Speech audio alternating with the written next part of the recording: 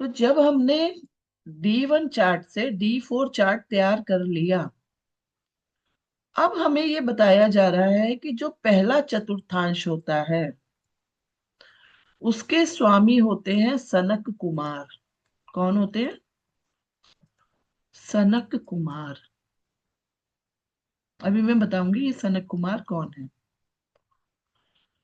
फिर सनंदन। सनंदन। फिर सनत कुमार।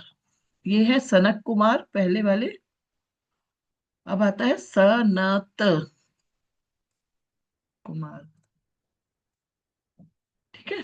यहां से मैं सनत हटा, वो कर देती हूँ, सनक ऐसे कर देती हूँ। सनक, सनंदन, सनत कुमार और सनातन।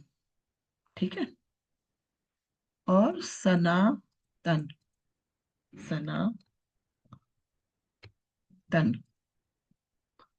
अब ये सनक, सनंदन, सनत कुमार या सनातन कौन है? जब हम पुराण पढ़ते हैं तो हम जान पाते हैं कि ब्रह्मा जी के चार कुमारों के बारे में। ब्रह्मा जी के चार पुत्र हुए। ब्रह्मा जी के चार पुत्र, जिन्हें चार कुमार भी कहा गया है। और ये चार कुमार कौन से हैं? सनक, सनंदन, सनत कुमार और सनातन। ये चारों जो थे, चारों कुमार, ये आजीवन ब्रह्मचारी रहे। और ब्रह्मा जी ने ब्रह्मचारी, और ब्रह्मा जी ने इन्हें क्या काम दिया कि आप जाओ पृथ्वी पर रहने वाले लोगों के सुखों की रक्षा करो। यानी कि सुख की जिम्मेदारी किन्हें दी गई? चार कुमारों को दी गई। ये चारों कुमार विष्णु भक्त थे। भक्त हैं, बल्कि कहना चाहिए थे, गलत हो जाएगा, क्योंकि आज भी पृथ्वी लोक पर लोग सुख की तलाश में हैं। ये विष्णु भक्त हैं और जन कल्याण इनका कार्य है। ठीक है। तो ये जो चारों पुत्र हुए थे इनके, ब्रह्मा जी के, ये ब्रह्मा जी के मन से पैदा हुए। मन, कहाँ से पैदा हुए ये चारों? ब्रह्मा जी के मन से पैदा हुए। देखिए, यहां पर मैं आपको एक बात कहना चाहती हूँ कि जैसे सुख और दुख, ये जो दोनों शब्द हैं, इनकी अनुभूति हमारे मन से ही होती है। हमारा मन कई बार विषम परिस्थितियों को भी विषम ना मान के सुखी हो सकता है, और कई बार सरल परिस्थितियों में भी मन नहीं लग रहा, सब कुछ होते सोते भी मन नहीं लग रहा, दुखी है। तो सभी सुखों का और दुखों का जो फीलिंग होती है, एहसास होता है, वो हमारे मन से है। एक ऐसा ऋषि साधु जो बिल्कुल कुछ भी नहीं है जिसके पास, वो अपने आप को बहुत सुखी समझ सकता है, सुखी है वो, क्योंकि उसका मन सुखी है।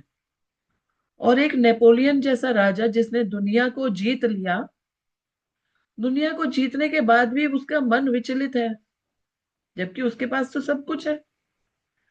तो कहा जाता है कि जितना भी सुख का एहसास या दुख का एहसास होता है हमें, हमें वो मन से होता है।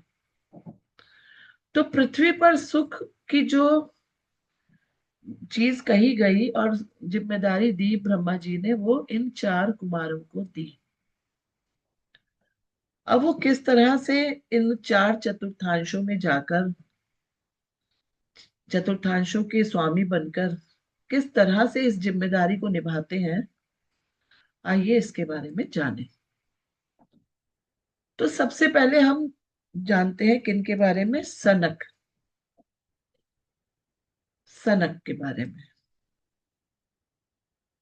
जैसे आपने ये शब्द सुना होगा कि अरे वो बहुत सनकी है, तो जो सनकी शब्द है वो एक्चुअली लगनशीलता से आता है कहीं ना कहीं। कहाँ से आता है? लगनशीलता। उसको तो सनक हो गई है काम करने की, लत, मतलब वो इतना डूब चुका है। यहाँ पे लगनशीलता, जुनून कह सकते हैं, एकाग्रता कह सकते हैं। ठीक है, एकाग्रता भी कह सकते हैं और दृढ़ निश्चय कह सकते हैं। ठीक है, वो किसी भी चीज की लगनशीलता, जुनून, एकाग्रता या दृढ़ निश्चय हो सकता है, जैसे पैसा कमाना या शिक्षा प्राप्त करना या सेवा करना, कुछ भी हो सकता है ना।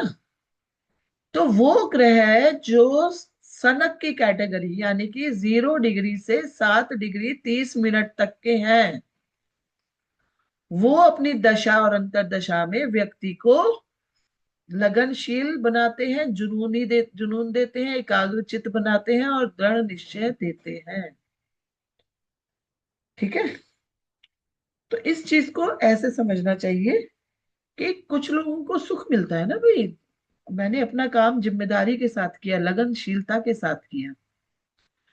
तो हर वो प्लैनेट जो सनक की कैटेगरी में है, मतलब लिमिट में है, यानी कि 0 डिग्री to 7 डिग्री 30 मिनट्स तक है, वो इंसान को अपनी दशा और अंतरदशा में ऐसे फल देगा, लगनशील बनाएगा।